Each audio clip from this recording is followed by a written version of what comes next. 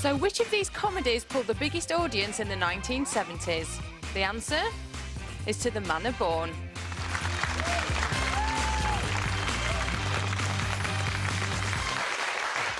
Astonishing but true, but just under 24 million people watched the last episode of To the Manor Born in 1979. The highest-rated piece of non-event TV of the 70s.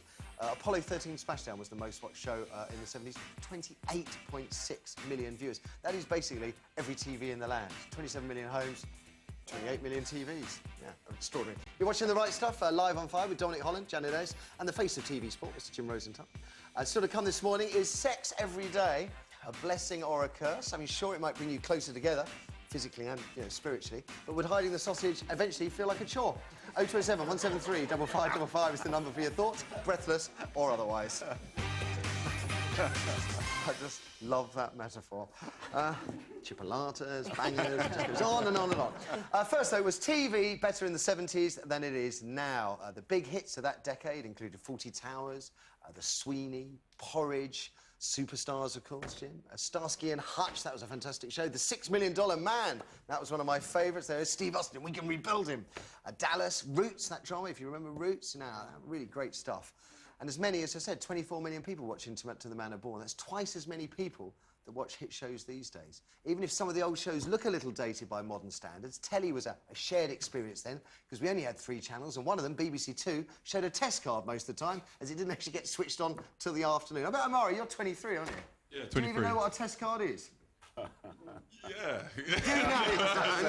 No? Yeah. It's a kind of dolly. The test card apparently helped engineers check transmission qualities. I thought it looked great, but the scripts were a little hopeless. We had interludes, if anybody remembers those. The Potter's Wheel that spun for hours, closed down when everything turned off at night and you just had a little white dot. And, of course, the national anthem at the end of every evening's broadcast. And we had strikes as well. ITV off-air for 4 months in 1979. Can you imagine that today? No Jeremy Vile for 16 weeks? It'd be like going to heaven. But the noughties ain't that bad. For every Big Brother, there's The Office. For every Celebrity Love Island, there's Waking the Dead. Hundreds of channels, though, mean few of us get to see the same stuff. Instead of shows like Superstars pulling us all together, we pursue our own TV interests. So, what do you reckon, Jim? Was it better in the 70s? No. No, absolutely not. It was all we knew in the 70s, and there was the amount of choice, apart from the restricted viewing times that you say, there was very, very limited. There's one. But that was good though, because everybody watched Superstars. For example, we were talking Dominic and I earlier. You go to school, chat. Yeah, I mean, it was good in terms of ratings, in terms of numbers. I don't think it was good in terms of quality. I mean, if I just talk about my area, sport. I mean, the way sport is covered now and the variety of sport that you can get and you can see, compared to the 70s when anything happening overseas, you couldn't see. I mean, England tour and the West Indies cricket couldn't see it. All these sports now that Sky have developed and everyone else has had to follow means for a sports lover is completely different. Yeah. There's another little show, Till Death Us Do Part, which was my favourite. Yeah. Now, if you submitted the script now for Till Death Us Do Part, it would go straight into the rubbish bin. But was it better? It was great, and it was all we knew, and it was exciting, and you grew up with it. But if you put it side by side in terms of quality, in terms of what you see, in terms of variety, we are miles better off today. I agree with that, but we're more affectionate, I think, Jim, about those programmes, because we had a sense of community, because we all watched them. Now we're so dissipated. I think actually too much sport on telly, Jim. There's too much choice, so therefore, Jim was saying he thought there was too much comedy, Dominic. So we're slug it out here. I'll get my son. I can't. Yeah, you've got both bases covered, haven't you? I mean, Superstars was a national event. When Brian Jacks was doing those dips, the whole country was doing it with him. Well, not literally. And it will be again. Yeah. And I bet if you take Jim's point, just in that clip we showed earlier, which, the music's still there, isn't it? Dun, dun, dun, dun, dun. Yeah. We can all sing it, can't we? Because that wasn't in the clip, but the shots there, underwater shots in the swimming pool, that rock climbing in the face. I mean, we never had stuff like that. No. I think, I'm sorry, but technology has helped unbelievably, where you can see people talking live from the other side of the world now, and it just, so what? I can remember in 1982, I worked on the Football World Cup in Spain, and for the first time we did a live link from the England camp, and I was there live, and I had a camera, and we did it, and it worked, and people were euphoric about it. Now, it's every day, isn't it? Yeah. And technology has obviously driven the improvement in television. Some things, Janet, don't change though, do they? Blue Peter, still the same? 50 years old this year, and I started my television career in the 70s. Yes, I was in The Sweeney. So I think you have to disentangle.